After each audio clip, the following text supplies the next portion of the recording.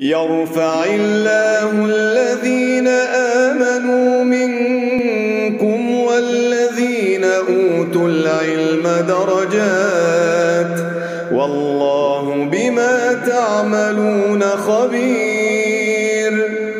Ini Allah sempurnakan hidupmu. Iyakunu fuqara yughnihimullahu min fadli. Kalaupun kalian susah, dengan menikah enggak susah lagi. Ini misakon golizo, ikatan yang kuat antara dirimu dengan Allah. Jangan sakiti dia, jangan zolimi dia. Karena kamu butuh dia. Nah, dari situ sudah ketahuan dia berilmu. Anak nikah sama dia, Ustaz, karena anak punya misi dalam hidup ini. Anak pengen punya anak yang soleh. Kenapa dengan dia? Ya dia ada ilmu lah yang saya butuhkan buat anak-anak saya. Kalau bicara sempurna, nggak ada yang sempurna, Ustaz. Ya, karena ternyata memang manusia nggak ada yang sempurna. Bisa kita ambil kelebihannya, kita bisa maklumi kekurangannya. Dan semoga dengan kau memaklumi kekurangannya, Allah akan tambahkan kelebihan dari yang lain. Ya, kalau kita menjadi hakim buat pasangan kita cari kurangnya, nggak usah dicari. Dia tempatnya salah dan dosa. Ya, buat apa kita berumah tangga kalau main cari salah, buat apa? Nggak ada untungnya. Mendingan saling mendoakan di antara kita. Itu lebih baik. Apalagi menjadi hakim, main cek-cekan handphone, ngapain? Ya, kalau udah cerita, anak ngomelin, dia takut sama mana, yang bini bilang begitu, yang laki bilang begitu. Ini rumah tangga kok bicara kalah menang. Ini bukan rumah tangga, ini ring tinju kalau begini. Lo kok bicaranya kalah menang? Kalau anak udah ngamuk, dia diem, Ustaz. Waduh, yang laki yang perempuan ngomongnya sama. Astagfirullahaladzim. Ngapain rumah tangga kalau sudah seperti itu? Gak ada gunanya sama sekali ya. Makanya dia berilmu. Dan ternyata memang ilmu ini Allah mengatakan kul hal yastawil ladina ya'lamuna wal ladina la ya'lamun. Apakah sama yang berilmu dengan yang tidak berilmu? Ya beda. Bahkan Allah pakai bahasa umum dalam Quran di surat Al-Hadid ayat 20. Ya di surat Al-Hadid tersebut Allah mengatakan i'lamu annamal hayatud dunya la'ibun walahun. Annamal hayatud dunya la'ibun walahun. Berilmulah kalian bahwa kehidupan dunia ini cuma la'ib, permainan. Walahun, sesuatu yang sia-sia, melalaikan. Dunia ini permainan, dunia ini lahun, sesuatu yang mendatangkan kesia-siaan gitu loh. Masya Allah. Dengan dia berilmu, oh iya dia tahu nih harus gimana. Ya dia ngerti nih, ini mendidik ini bukan seperti membalikan telapak tangan.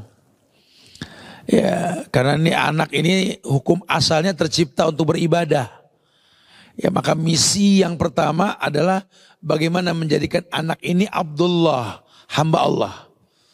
Sejak awal anak ini dididik untuk kenal Allah. Ya ada tahapan dalam pendidikan ya, di mana yang pertama dia harus mengenal Allah dengan cara yang benar. Yang kedua dia harus mengenal Nabi Muhammad dengan cara yang benar. Yang ketiga dia harus mengenal Islam yang dibawa sama Nabi dengan cara yang benar. Ya mungkin kalau umur ada fase di mana teknik penyampaian ini beda-beda. Ya Nabi juga itu dulu di zaman Nabi itu anak kecil banyak. Maka cara Nabi itu ngomong dengan Nabi ngomong sama orang dewasa beda. Kadang-kadang kalau dengan orang dewasa Nabi ngomong langsung to the point. Tapi kalau sama anak kecil Nabi bonceng dulu di atas keledainya, di atas untanya. Nggak sungkan Nabi itu memberikan hadiah dulu baru ngomong. Ini tadi dibahas. Ya, dalam buku ini dibahas nanti ya, ada detailnya. Cuma saya berikan mukadimah untuk malam hari ini ya, sebelum masuk kepada pengkhususan bahasan di dalamnya nanti insyaallah. Intinya berilmu. Seorang pendidik yang sukses ini harus orang yang memiliki keilmuan. Ya, karena dalam Islam ini apa sih yang nggak diajarkan? Allamakum nabiyukum kulla syai' hatta al-qira'ah. Dulu orang Parsi bilang allamakum, ya, kalian telah diberikan ilmu oleh nabi kalian tentang semua hal. Sampai cara buang hajat pun diajarkan. Ya. Sampai cara buang hajat pun diajarkan. Masya Allah. Ya. Sayang kalau kita nggak berilmu nih, sayang. Harusnya kita tahu. Ya. Jangan sampai kita terjebak dalam kesalahan. Dengan kita berilmu kita tahu. Begini-begini, begitu-begitu gitu ya. Yang ketiga, yang keempat, yakni kita disuruh bertanggung jawab. Pendidik yang sukses ini adalah pendidik yang bertanggung jawab. Pendidik yang mengerti bahwa apapun yang dia lakukan ada konsekuensinya. Konsekuensinya apa? Yakni dia menjadi orang yang siap untuk ditanya ketika menyampaikan kebaikan. Nak, kamu laki-laki. Iya bah, sholat di masjid bareng papa. Loh, kenapa mesti di masjid? Nabi bilang, Pak, aku ngaji Pak, kata ustadku, ju'ilal ardoli ummati masjidan. Oh, ngomong apa ini anak? Ju'ilal ardoli ummati masjidan. Kata guruku, Nabi bilang, dijadikan bumi ini masjid untuk umatku. Enggak usah repot Pak ke masjid. Tanah ini semua masjid. Rumah juga masjid. Waduh Pak, Anda sudah ngomong yuk ke masjid nak. Berikan alasan. Itu tanggung jawab namanya. Yang perempuan bilang, nak, kamu anak perempuan harus pakai kerudung. Pakai jilbab. Ya Allah mah, kenapa sih mesti pakai jilbab? Rambutku indah, Allah yang kasih.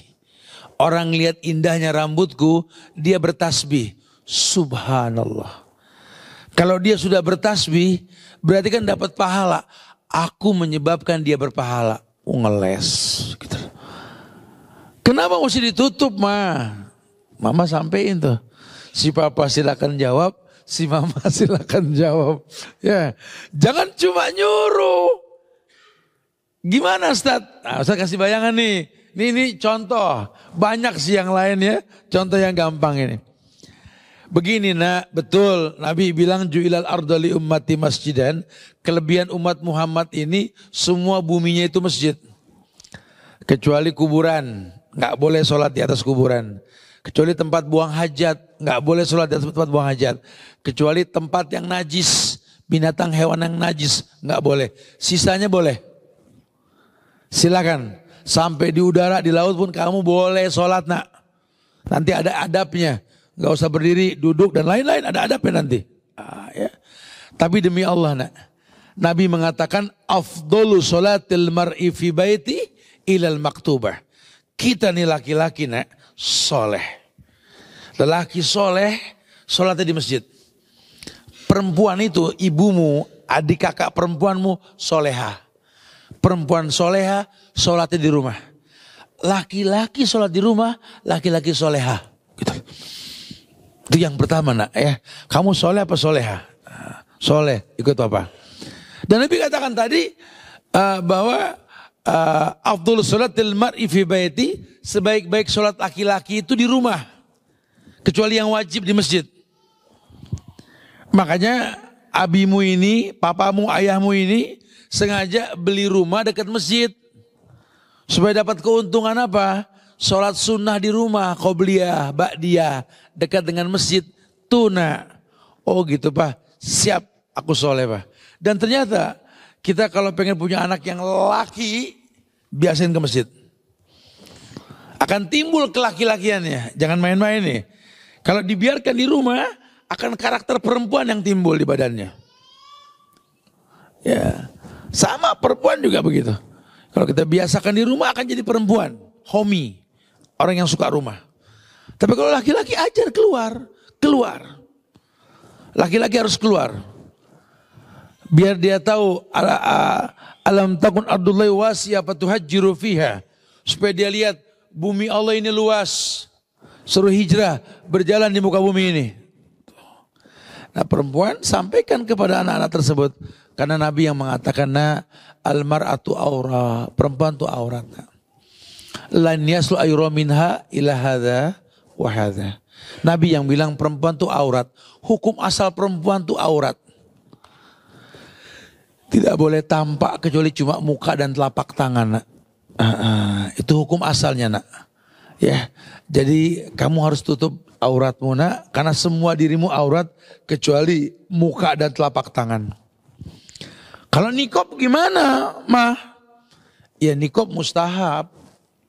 Kenapa mustahab? Artinya sangat disukai. Sangat disukai. Lebih baik pakai ketimbang tidak. Karena perempuan aurat. Sampai dari ujung pala sampai kakinya aurat. Kecuali muka dan telapak tangan. Kalau boleh jujur, ya itu kaki, jempol sampai kelingking itu aurat. Tutup. Lelaki mana yang senang sama jempol kaki perempuan? Ya Allah Ustaz, jempol kakinya cakep banget gitu. Apalagi kelingkingnya imut, astagfirullahaladzim. Ini jahil murokab kalau ada nama jari orang. Itu jari itu jarang orang suka sama jari. Dan kebanyakan gak suka. Suruh tutup. Karena aurat, betul. Apalagi yang lebih lucu dari kakinya. Apa yang lebih lucu? Tentu bagian mukanya. Makanya Syekh Muhammad Shalih Al-Utsaimin mengatakan, kalau yang berilmu, kaki yang jelek saja suruh tutup, apalagi muka yang cakep. Tuh. Tapi tetap tidak wajib. Hukumnya mustahab, sangat disukai. Ya, afdolnya begitu, gitu ya. Jadi males. Nah, kalau yang namanya mustahab bukan wajib. Jangan gara-gara begini, misalkan mertua belum suka pakai yang begini, ya udah depan mertua copot, nggak apa-apa. Depan mertua, enggak, tetap pakai, ya jadi bengklai dah gara-gara begitu dah. Akhirnya Islam kayak nggak bisa masuk ke beberapa lingkungan nanti. Kenapa? Karena kita mengedepankan yang mustahab, menghancurkan yang wajib. Nanti ada usulul fiknya, ada kewajiban, ya, bahasannya mesti kita perdalam. Cuma kita belum masuklah ke sana. Saya cuma mencontohkan untuk hal yang ketiga ini, yang keempat ini. Jadilah pendidik sukses yang punya karakter keempat itu bertanggung jawab. Yang kelima, pendidik yang sukses itu, ya, pendidik yang sukses itu adalah sabar dan tabah. Sabar dan tabah. Ini nggak main-main nih jamaah nih. Kita kalau mau jadi pendidik, kira-kira kita emosian, dartin ya, darah tinggi, gampang ngegas kayak anak kayak biker. Kayak anak dua tak saya bilang, gampang ngegas. Motornya bukan orangnya ya, ngegas aja. Kita bilang kenapa? Wah, aduh. Kira-kira kalau bakal nggak sabar ya, nggak tabah, jangan ngayal punya anak deh. Akhirnya anak jadi sansak, jadi korban pukulan anak, pukulan orang tua nanti. Emosinya kalau sama anak melengking, sama temen dikemas bahasa dilembut-lembutin, sama anak astagfirullahaladzim. Makanya kalau sudah pakai bahasa sabar dalam Islam, ini merupakan amunisi seorang guru. Ya, kenapa? Karena dia betul-betul mendidik yang tentunya akan diuji dengan orang yang dididik. Makanya bahasa Allah kalau ngomong sabar, ya ayyuhalladzina amanu isbiru. Sabar itu diidentikan sama iman. Hei orang yang beriman, sabarlah. Tidak akan pernah bisa orang sabar tanpa membaguskan iman. Dan iman gak mungkin bagus tanpa amal soleh. Karena iman bisa stabil dengan amal soleh, bisa rontok dengan maksiat. Yazidu bitta'ah wa yanqusu bil maksiat. Iman naik dengan ketaatan, turun dengan kemaksiatan. Ya. Susah tat, saya udah ngomong sama bini saya tat, yang sabar sama anak mah malah saya yang dibentak. Ya terus ya saya jadi diem, ya dibentak bini diem, meow. Jangan, nggak boleh. Ijab kabul yang Anda baca, saya terima nikahnya Fulana binti Fulan dengan mas kawin seperti yang disebutkan, dibayar tunai sah. Pindah dari pundak mertua ke pundak Anda, tanggung jawab. Ya, dulu nggak boleh bentak ayahnya, sekarang ke suami lebih lagi nggak boleh. Ingetin. Ya karena mungkin beliau orang yang lelah, orang capek, betul? Nasihatin, kamu nggak boleh kayak gini ya. Kalaupun saya kalah, bukan saya takut. Karena rumah tangga bukan ring tinju, bukan kalah menang di sini. Tolong jangan diulang, ya. Tolong jangan diulang. Jangan bentak saya, karena kamu dosa nanti. Dan kalau kamu dosa, saya yang tanggung. Dan kalau saya nanggung dosa terus, saya nggak sanggup lama-lama. Jelasin dengan jelas, gitulah. Tapi pakai bahasa yang bijak. Kenapa? Khiyarukum linisaikum, kata Nabi. Karena lelaki yang baik itu lelaki yang khiyar, yang lembut dengan perempuannya. Memberikan nasihat nggak perlu dengan ngomel, apalagi KDART. Astagfirullahaladzim. Ya haram, Islam ini paling nggak boleh. Tangan memukul, bagian wajah, bagian fisik yang membahayakan nggak diperbolehkan. Ya, ada contoh memukul bagian kaki, seperti Nabi Allah Ayub alaihissalam yang memukul janji 100 kali, dia kumpulkan lidi 100, dia pukul sekali. Karena dalam Islam memang nggak boleh menyakiti perempuan. Jangankan perempuan, lawang keledai saja nggak boleh diberikan bekas pada bagian wajah. Dulu zaman Rasul, Nabi ngelihat ada di muka keledai itu besi panas yang diberikan tanda di muka keledai. Nabi haramkan ini. Allah laknat orang yang berbuat ini, kata Nabi. Maka Nabilah orang yang memerintahkan kalau memberikan tanda besi panas di pinggang kuda, di pinggang keledai. Suka ada kan di kuda tuh? Itu sunahnya Nabi yang pertama kali nyuruh itu. Kalau binatang saja nggak boleh, bagi manusia ya nggak boleh. Makanya laki-laki jangan sok-sok galak, ya nggak, dalam Islam tuh nggak baik seperti itu, gitulah. Sabar dan tabah. Yang kelima, yang keenam, pendidik yang sukses itu tidak kasar, tidak kasar. Artinya dia lemah lembut. Ya karena memang Allah maha lembut. Jangan jadi pendidik yang kasar. Dalam artian kasar di sini apa ya?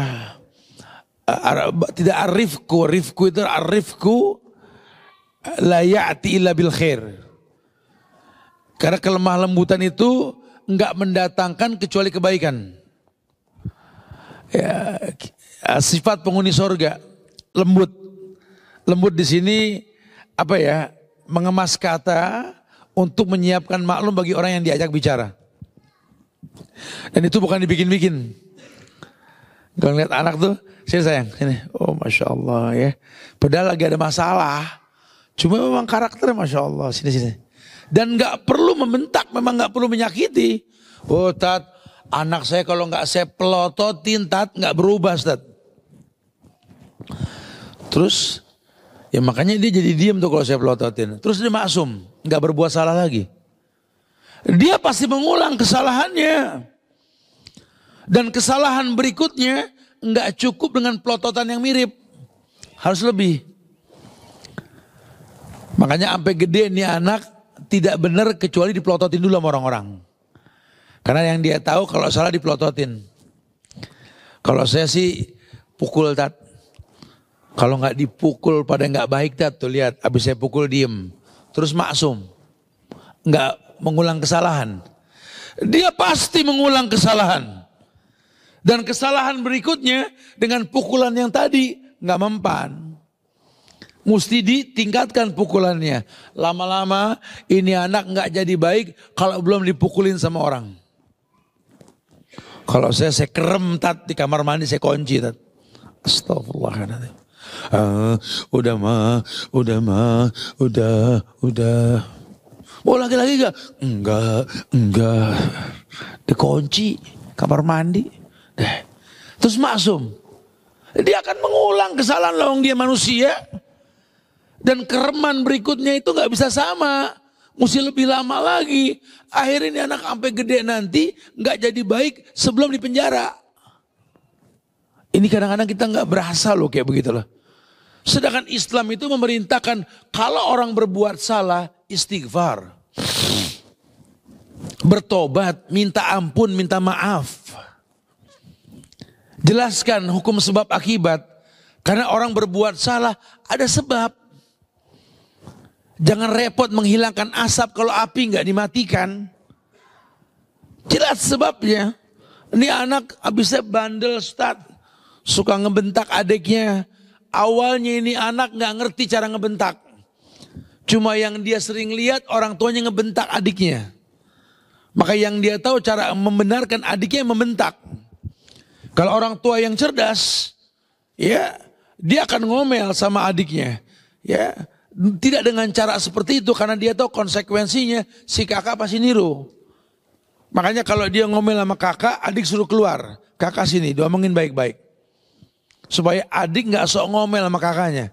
Tapi kalau adik mau diomelin sini, kakak lihat caranya. Ini cara ngomel sama adik. Kamu jangan begitu sayang ya, istighfar kamu. Contohin. Anak ini nyontoh. Lah kita gak pernah nyontohin. Sekali nyontohin ya mukul adik.